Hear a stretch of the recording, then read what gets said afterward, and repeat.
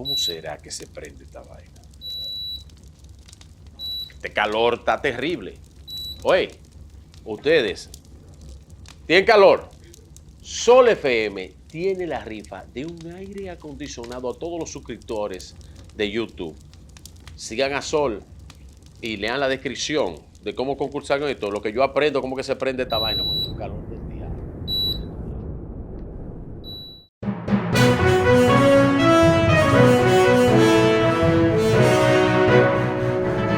Tenemos conversación, tenemos invitados. Julio César Valentín, abogado, político dominicano, 3 veces, ¿no? Estuvo ocupando una curul en la Cámara de Diputados y, por supuesto, presidió también ese hemiciclo. Dirigente del Partido de la Liberación Dominicana por mucho tiempo. Yo no sé si vale el término desvinculado, pero bueno, ahora preside Justicia Social. Buenas tardes. Buenas tardes, ¿cómo está usted? Acabamos de abocarnos nosotros a un proceso de elecciones y la verdad es que reflexionábamos un poco en estos días. Deja el país, no sé, respecto a los partidos políticos en situaciones que yo creo que son de alguna manera complejas.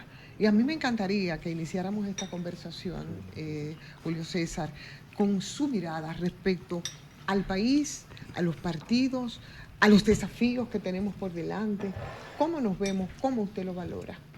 No, estimo que en República Dominicana hay estabilidad política.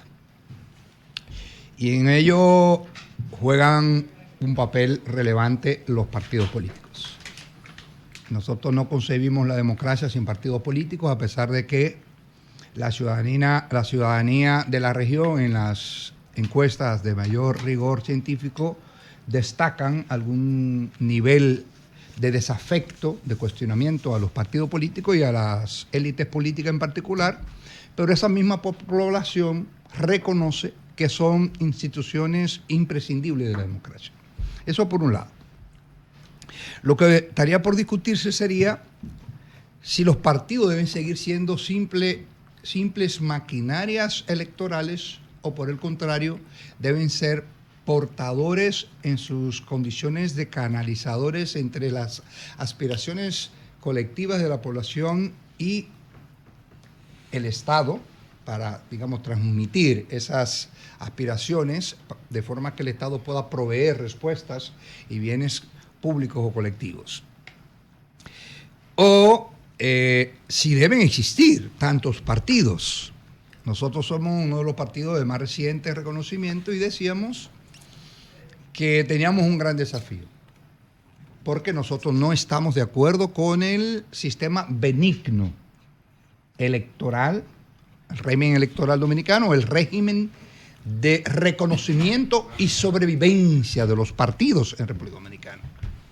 Si bien hay lo que se denomina el derecho a la organización, como partido nuevo, nosotros entendemos, y no es nuevo porque yo lo propuse cuando era legislador, que para que un partido pueda sobrevivir, aún nosotros dejemos de existir, debe obtener al menos un porcentaje apreciable. La media de América Latina es 2.5. Yo no diría que tanto, porque aquí hay 35 partidos, pero que se establezca por lo menos un 2%, independientemente de que vayan aliados. Porque la trampa del país es que un partido surge, concurre solo en las municipales, pero como no obtiene representación, con tú obtener un suplente a regidor o a regidora, sí, ya tú estás reconocido. Es el más benigno de todos los sistemas electorales o de reconocimiento del partido del mundo. Entonces, como Justicia Social, nosotros proponemos que deba tener un techo determinado. ¿Por qué? Porque, digamos, 10, 8, 9 partidos o partidos que coalicionen como en cualquier otro país. En México, por ejemplo, hubo elecciones recientemente. Existen 7 partidos reconocidos nacionales. Hay partidos regionales, hay partidos estatales, como sucede, por ejemplo, en España, pero hay 3 o 4 formaciones políticas que compiten. Entonces, Partido Verde, Morena y el Partido del Trabajo coalicionaron y el PRI, PAN, PRD coalicionaron también. Y Movimiento Ciudadano fue solo. 3 propuestas electorales. Eso no significa que otros partidos no puedan participar. Pero aún el PRD obteniendo varios alcaldes, obteniendo varios diputados y senadores, si no obtiene el 2.5 o el 3%, desapareció. Y entonces nosotros estamos en esa tónica como partido alternativo, con el legítimo derecho que tiene todo el mundo a organizarse y a formar, pues definitivamente, de cara a los futuros procesos, nosotros entendemos que hay que cualificar el ejercicio de la actividad política y que, aunque tú no puedas limitarle a ningún ciudadano o ciudadana que se organice y forme parte, pero sí hay que establecer algunos límites. Algunos países, forma de hacer la política. Y la forma también. Algunos países establecen un porcentaje tal, o una cantidad de legisladores tal, o una cantidad de concejales tal. En República Dominicana hubo una propuesta de que si usted lo que obtiene es un regidor en una zona, entonces usted va a pasar a ser una organización municipal. Pero eso cambió, porque las élites se ponen de acuerdo, porque los partidos nos ponemos de acuerdo. Valentín. Y en ese sentido nosotros entendemos que eso debe cambiar. A propósito, o en la misma tesitura de su planteamiento filosófico político, que es lo que está haciendo, 190 diputados se estima que son demasiado para un país tan pequeño como República Dominicana. ¿Usted ve correcto que 190 diputados sea una representación y ahí mismo atacharle? Que nos hable un poco de su visión sobre una única Cámara. Bueno, nosotros planteamos en el año 2010 reducir el Congreso a 120 diputados por demarcaciones, por provincia. Eliminar las demarcaciones porque eso afecta a los partidos alternativos y pequeños. Bosch no habría obtenido un diputado y el PLD en el año 82 si se habría mantenido el sistema de demarcaciones. Eso favorece a las dos grandes formaciones políticas. Y la verdad que ni la izquierda ni las agrupaciones alternativas, no me gusta la palabra emergente porque lo asocio a criterios un poco tradicional y hasta... Y no te puede pasar la vida siendo un emergente. Claro, bueno, el problema es que emerger es ir subiendo. Sí. Y tienen 60 años, 40, 50 muchos son años. emergentes. Son emergentes. Sí.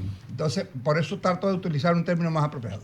Yo planteaba 120 y 30 diputados nacionales. ¿Por qué 30 diputados nacionales a partir de la proporción, los residuos de los partidos? Primero, 30, para darle la 30. entrada a organizaciones o propuestas en crecimiento, en desarrollo. Y segundo, para que las direcciones de los partidos puedan entrar gente con determinadas credenciales. Por ejemplo, yo siempre decía, ¿cómo un Temístocle Montaz va a ser diputado en un modelo preferencial donde hay que estar con una sopa, un sancocho?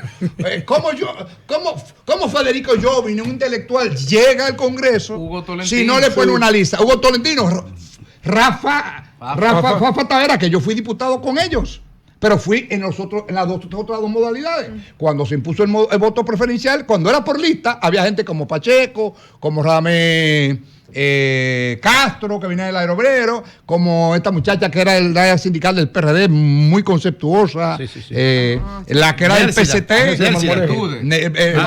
Familia.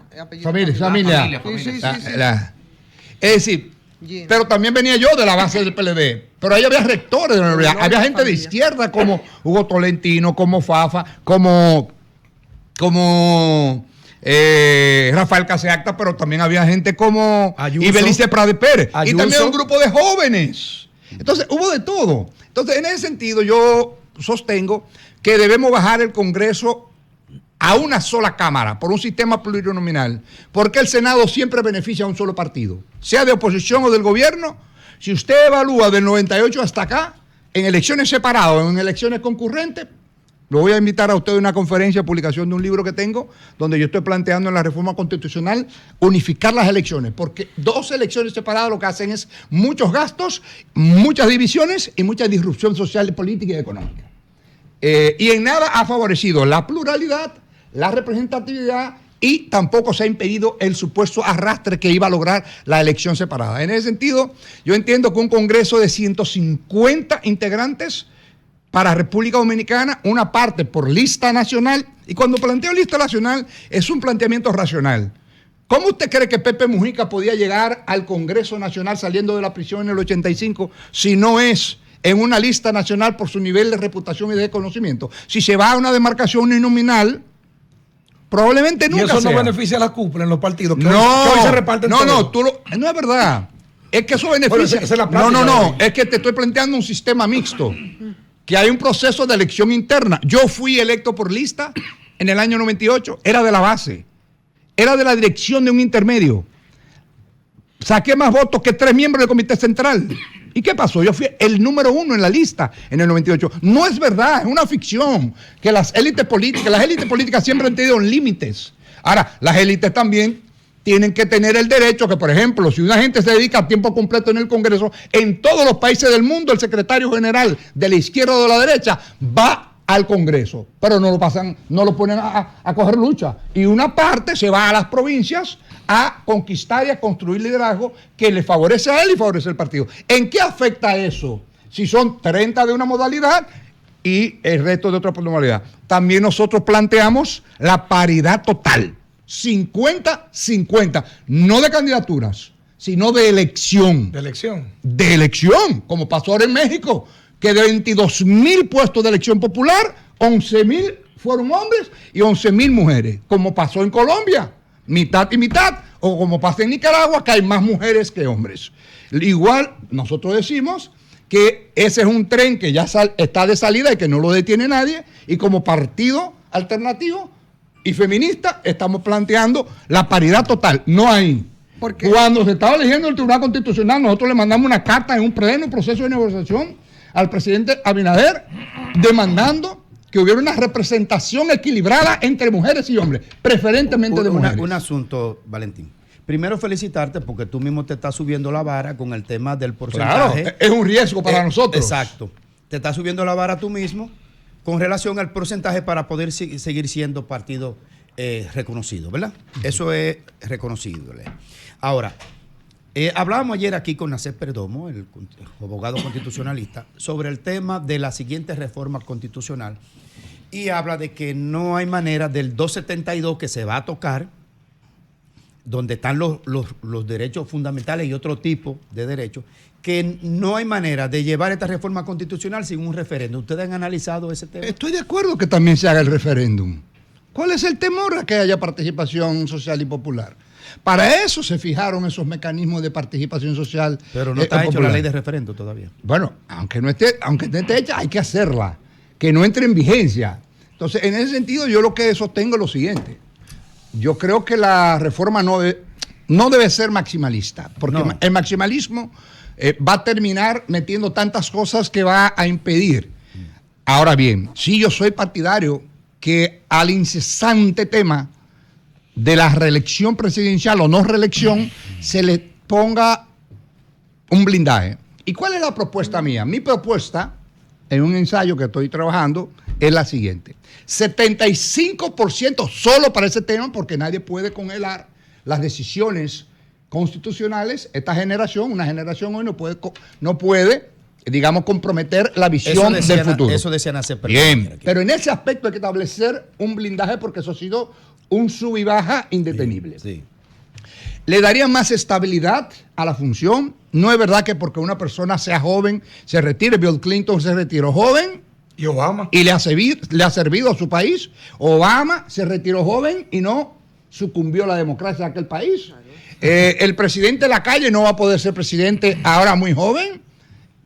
Probablemente Noboa tampoco lo sea en Ecuador. Entonces, yo no veo por qué no. Y yo sí estimo que el presidente Abinader tiene una posición honesta y quiere dejar un legado para la historia. Pero además yo planteo algo más en el candado. Yo estoy planteando que además del 75% para tocar el tema de una posible reelección presidencial, de modificar la Constitución para tales fines, se establezca que exclusivamente esa reforma o ese aspecto deba debatirse en 2 periodos constitucionales, que es lo que sucede en los unicameralismos de Centroamérica, de como Costa Rica, explica ese detalle, como explica ese Costa detalle. Rica y otros países. Miren, Explica eso. que si usted quiere modificar ese aspecto y usted consigue el 75%, que es muy difícil, de la matrícula, ¿verdad? Que usted debe pasarlo en el periodo, por ejemplo, 2024-2028. O en el 2028 llega alguien y dice, no, ya esto hay que modificarlo. Si bien, tiene que discutirlo en el 28 32 y en el periodo constitucional 32, 36. Ya tú vas a establecer un desestímulo. Doble validación. Doble validación, pero con dos Diferente. exacto, con dos conformaciones diferentes. Posiciones congresuales Diferentes. Y ¿Hay algún tercero, que una vez terminado. ¿Hay algún modelo? Sí. Hay un modelo en Costa Rica. Eso. Para usted modificar la Constitución en ese aspecto, debe hacerlo mediante 2 periodos. Pero hay varios países del mundo que para usted establecer reformas constitucionales debe validarlo o en todos los estados, como en México y Argentina, y en los Estados Unidos, o debe validarlo en una segunda legislatura, que aquí en legislatura es un periodo de trabajo del Congreso de 150 días o alguna extraordinaria. En otros países la legislatura es el periodo constitucional de 4, 5, 6 años, según el tiempo que establezcan esos países. Entonces, en ese sentido, yo digo, bueno, con eso murió el perro, murió la rabia y ya no se hablará nunca más.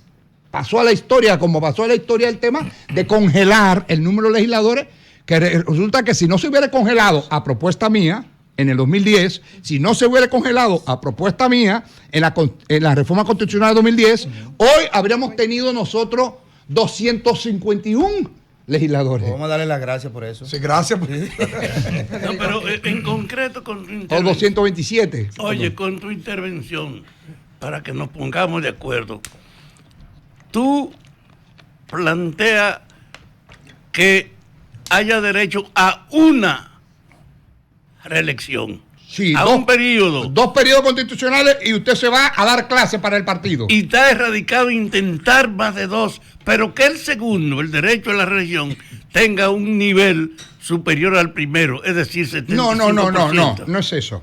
Es que si, digamos, establecemos 2 periodos y nunca más, ¿verdad? Pero que si alguien Pero quiere... eso no es lo que existe hoy. Sí, pero la capacidad de modificarlo es fácil. Lo demostró Hipólito en el 2002 y lo demostró Dalino en el 2015. Para el blindaje. Claro, y lo demostró Leonel cuando quitó el nunca jamás, Claro, para habilitarse y habilitar a Abinader con una buena constitución, que yo la defiendo. Pero también se tocó la reelección, uno a favor, otro en contra y otro para habilitarse. Y en ese sentido, usted supera ese problema histórico del cual hablaba Hugo Tolentino Dip y del cual hablaba el doctor Peña Gómez en sus distintos estudios e intervenciones académicas y políticas. Usted lo resuelve para siempre, y esta es la oportunidad que gobierna un partido liderado por gente de Peña Gómez y con conformación de gente de Juan Bosch, para decir, mira, vamos a cerrar esto, que es un elemento de contención y de tensión permanente, estableciendo 75% de la matrícula para la reforma en el aspecto de la elección presidencial. En los demás aspectos no. Que siga el modelo de 2/3 partes de los Pero eso va a presentes. plantear mucha resistencia de parte de los partidos. Bueno, Julio César, que lo planteen. Lo que pasa es que nosotros como generación política, Claro, y como entidades, y en el caso mío como ciudadano, tengo el derecho a plantearlo. Claro. Lo planteé, pero cometí un error en el 2010. En el 2010 yo planteé reducir el número de legisladores. Si yo hubiera planteado que eso entrara en vigencia 8 años después, me lo habrían aprobado. ¿Quiénes tumbaron eso? Los y las diputadas que fueron electos en las últimas posiciones de las listas. Ahora, yo no tuve la cautela que estoy observando hoy de establecer una vacación ley, es decir, una postergación de la entrada en vigencia del aspecto de la reducción. Porque que en una provincia de 3, el que quedó en tercer lugar, no va a apoyar esa reforma. No, ahora, eso si no tú nos le dices ataque. que es 2 o 3 periodos después, y estoy de acuerdo con, no creo que fue Alfredo Pacheco que dijo que además de la reducción, se establezca un límite, que nadie sea legislador más de 3 veces, o por lo menos 2 veces diputado, 2 veces senador, y 2 veces alcalde, y también para su casa, o para la administración pública, o para la diplomacia, o para la política El de la caso calle. de Máximo no se dé 32 años. O el mío, Interrumpido. o el mío que dure 22. Del mismo Valentín. Pacheco. Del Julio mismo César. Pacheco. Julio César, Justicia Social es un partido nuevo del sistema. Y es un partido nuevo que nació que nació grande, que tuvo un muy buen desempeño en las elecciones de febrero y también en mayo, pero lo ha hecho y no diré que al amparo, sino en el contexto de unas elecciones nacionales coaligada con el partido mayoritario y el partido de gobierno.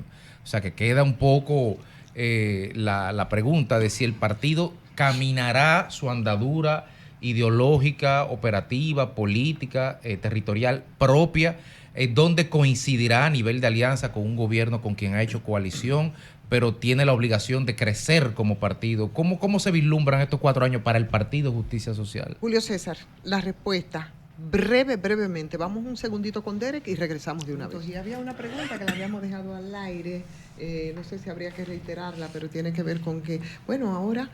¿Cómo se pinta el justicia social por estos siguientes 4 años, naciendo grande, naciendo adulto, naciendo con mayoría músculo de edad, con músculo, pero teniendo que coexistir al mismo tiempo con un gobierno, con el gobierno que tiene unas condiciones electorales y congresuales fuertes? Y le agregaba yo entonces, para que nos respondiera ahí mismo, respecto a su presidente, en este caso Julio César Valentín, las posibilidades de vinculaciones ahora también con el gobierno en este periodo que empieza. ¿Esas posibilidades son reales y pueden ser?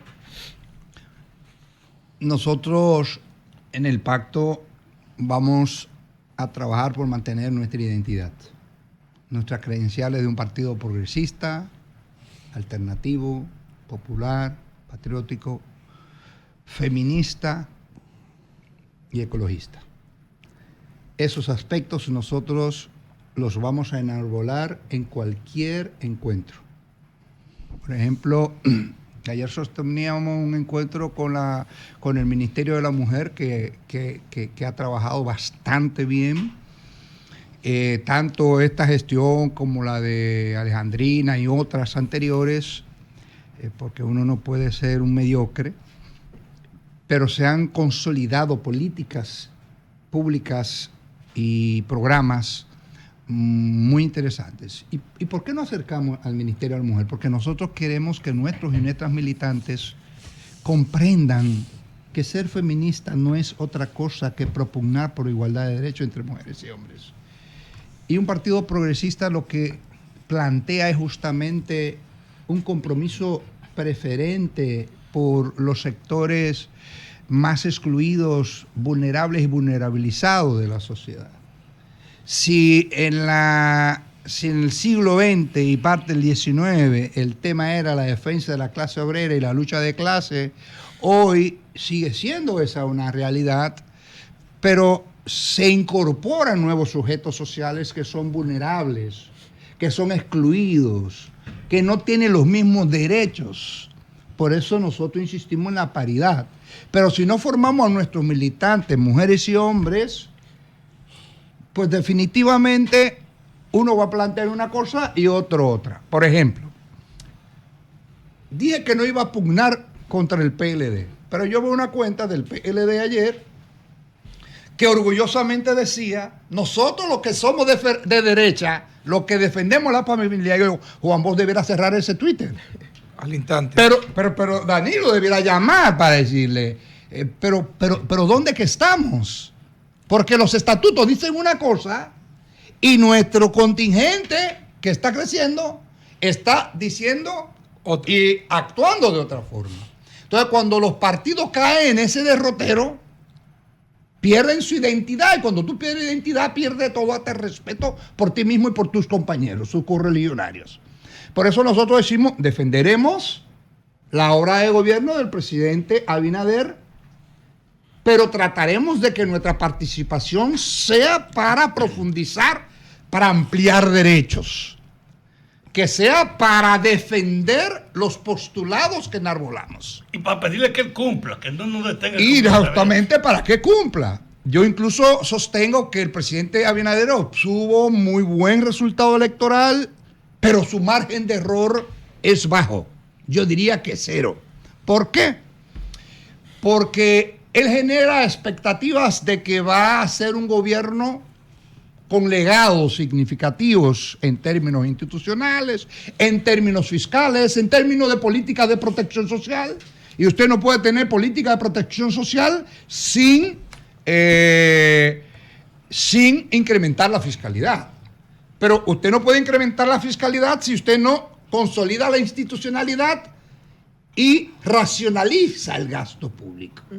Entonces, todos esos elementos nosotros los vamos a ir colocando sobre la mesa, manteniendo una posición, como dijimos en nuestra proclamación al presidente Abinader, que seremos aliados consecuentes, pero reflexivos y críticos, sumisos jamás, porque no es la naturaleza de una organización que definió una declaración de principio y que si comenzando la abandona, pues sencillamente vamos a hacer algo más de lo mismo.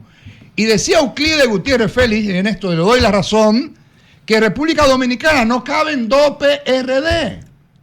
Uno desapareció prácticamente. Fue profético. Fue profético. Sí. Pero también yo, parafraseando al doctor Euclides Gutiérrez Félix, diría, a mi compañero Euclides Gutiérrez Félix le diría que tampoco caben dos PLD. Tampoco caben dos PLD.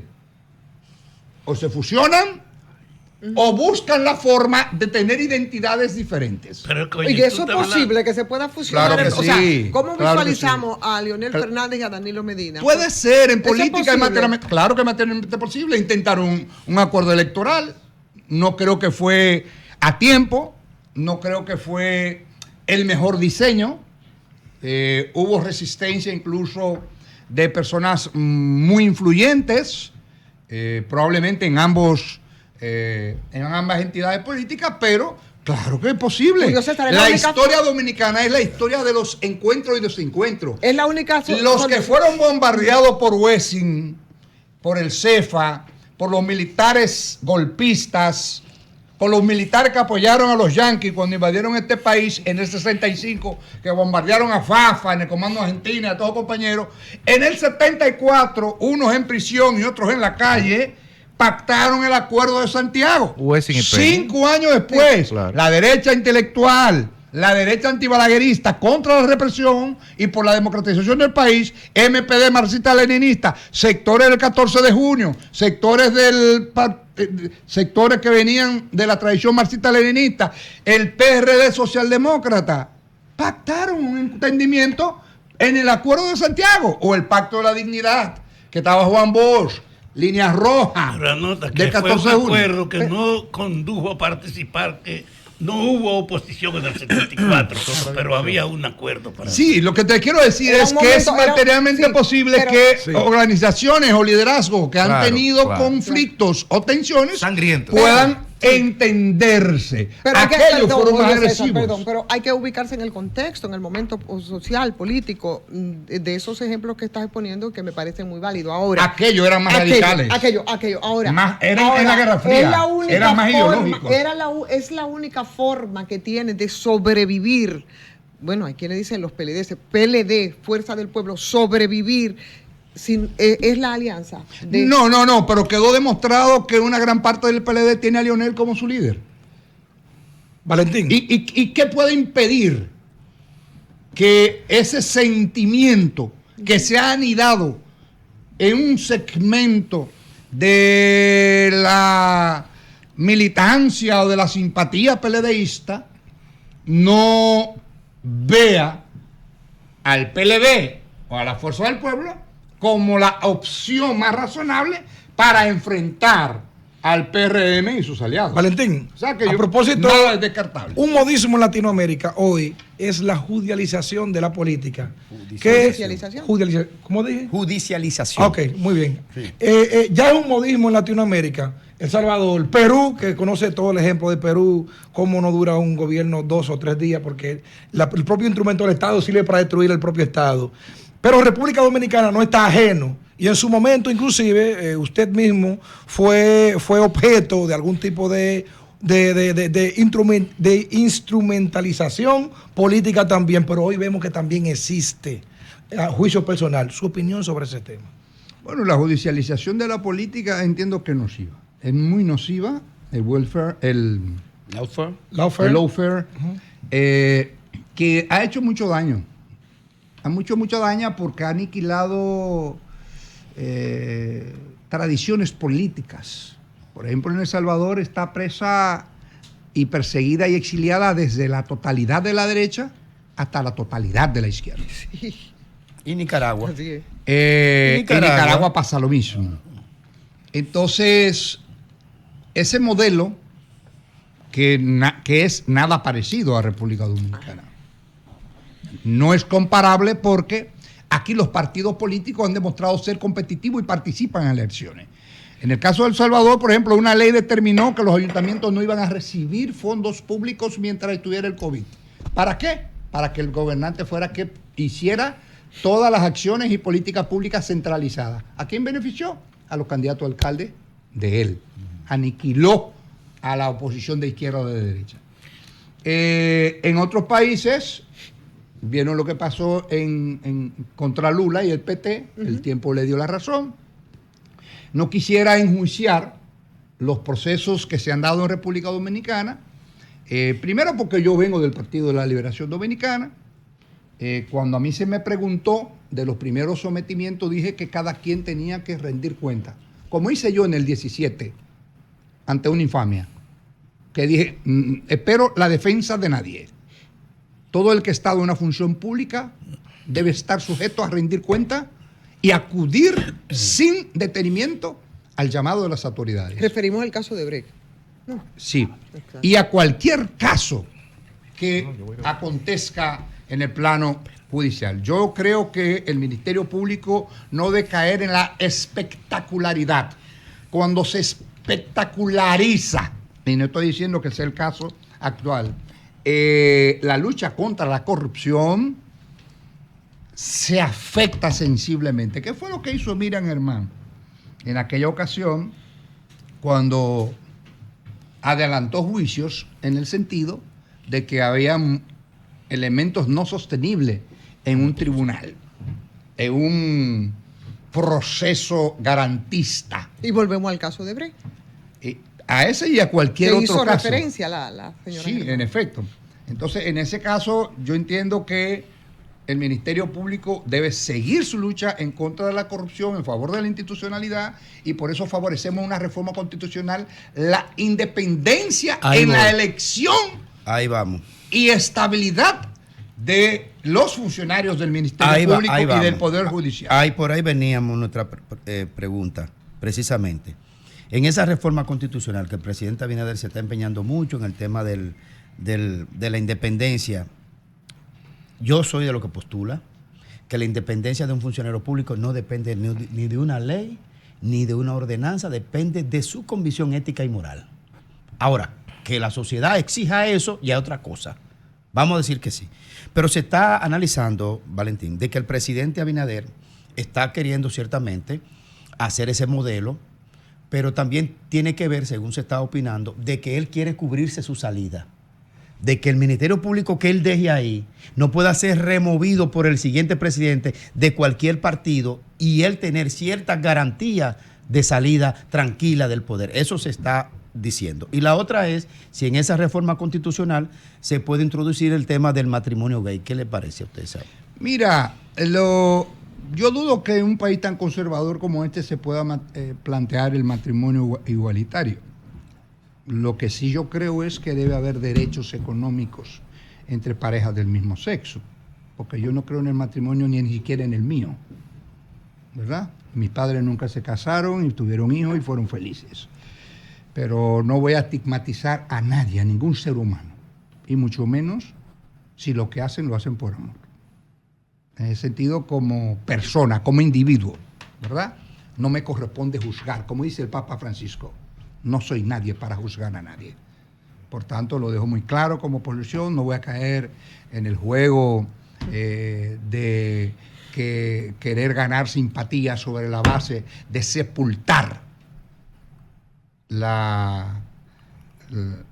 el derecho que tiene una persona de asumir la opción o preferencia sexual que estime del humano. Y en el tema de la independencia del Ministerio Público, sí soy partidario de que se busque un mecanismo de selección que le arrebate al presidente la posibilidad de designar a un ministerio público. Que la cabeza del Ministerio Público sea designado por un órgano colegiado, plural, con el más alto nivel de escrutinio público. ¿Y a dónde está? De prestar. Para esa es la discusión Son de la dominicanos. reforma Son constitucional. dominicanos. Ojalá sean suecos. Ah, bueno. Es que si otros países lo han logrado, ¿por qué nosotros, Y hay otros ¿por qué países- nosotros les rehuimos a Y hay eso? países en la región que lo han hecho y ha sido fatalidad también. Y hay otros que lo han hecho y ha permitido que, por ejemplo, en Israel o en cualquier país de América Latina, un ministerio público pueda ir e investigar la casa de un gobernante. Eso está bien, señores. Cuando a mí me dicen, por ejemplo, yo hablaba en estos días con una mujer del PRM y digo, Abinader debe casarse con la gloria nombrando a un civil como ministro de defensa, porque los ministros son los que hacen política pública y deben deliberar. Claro, yo estoy de acuerdo. Y es más, deben nombrar a una mujer. Si yo fuera Abinader, nombrar a Faride. Óigale bien. Esa compañera del PRM me dijo, este país no está preparado para eso. Ese es el lenguaje de los conservadores. Repíteme, porque Nosotros seríamos una aldea iluminada Pero si seguimos creyendo re- que no estamos preparados cuando solo 3 o 4 países Repíteme el nombre. Es la La- mujer la- a la que tú te la refieres. salida. La que a mí me gusta. La salida. La que a mí me gusta. La salida. Faride. La salida protegida. La salida protegida de Abinader dejando un ministerio público. No creo que Abinader quiera perseguir eso. Ah. Abinader es un hombre escrupuloso y tiene compromiso con la democracia. Mira, estamos en una situación Y especial. creo que deben apoyarlo todos los líderes de este país Oye, para evitar que se haga de la corrupción cada 4 años un ejercicio de espectacularidad, de película, como hemos visto, Porque no lamentablemente. no es verdad que la Pero Constitución del óyeme. 2010 garantizó Ah, eso. pero Por es una favor. crítica, es una crítica al Por favor. ministerio. Esa es una crítica al ministerio independiente de ahora. O el pasado, que fue a buscar a Temo y a Diego Bautista con cascos protectores, como si fueran el Chapo Guzmán. óyeme, yo no El problema es que antes no se veía y hoy se ve. Óyeme, no Entonces quiero- la historia comenzó ayer. Vamos a eliminarla para siempre. Óyeme, yo no quiero que termine este programa sin que tú me des una opinión. Yo comparto la idea de que la política en este país está profundamente corrompida y degradada. De que hay que hacer un esfuerzo para recuperar la transparencia y la ética en la política. Seguir mejorándola. Seguir mejorándola. Seguir cualificándola, porque cuando hablamos de recuperar podemos pensar que hubo una era de oro. Y No, quizá no. los 12 años no fue una era de oro. No. Ni Trujillo, que fue el padre del robo y del latrocinio de República Óyeme. Dominicana, fue una era de oro. Entonces, Óyeme. en lugar de recuperar, yo digamos que impulsemos cambios Pero- hacia la cualificación de la política democrática. Óyeme, yo soy de los que defiende que el momento que estamos viviendo no tiene precedente. Es la primera vez que un presidente monopoliza el poder sin ser un dictador, ni mantener exclusivamente entonces el uso del No, lo poder. tuvo Danilo, lo tuvo Leonel, lo Todo tuvo el mundo. Hipólito. Aguántate. La mayoría del Congreso que tiene este gobierno no la tuvo ninguno. La tuvo Allá para Hipólito. Leonel tuvo 30 senadores de 31. Sí, pero ven acá. Hipólito tuvo 30 de 32. Sí. Óyeme. De 31. Óyeme. Leonel 29 de 31. Para mí es el primer jefe que teniendo la autoridad para decidir le dice que él prefiere y quiere Clase. buscar el complemento de los otros para que los cambios con los que él está comprometido sean un fruto Se colectivo. realicen. ¿Tú crees entonces? No hay antecedentes de una posibilidad del cambio como la que tenemos hoy, porque él no tiene excusa para sacarle el cuerpo a esto. Fafa, ¿Qué tú crees? quienes han tenido mayoría parlamentaria y el Poder Ejecutivo han tendido a ampliar derechos, pero a su tiempo han tendido a prevalerse de esas reformas para validarse. Oye, ninguno de los que ha hecho eso tenía pero compromiso. lo que está planteando el presidente Abinader de un ministerio público independiente y de establecer un blindaje me parece un acto de absoluta honestidad política Pero no solo eso, y que es consecuente con su credo No lo vea político. solo ahí. Él tiene un compromiso con 12 propuestas de reformas. Él tiene un 4 compromiso con refundar el Estado, rehacer esto, que es verdad.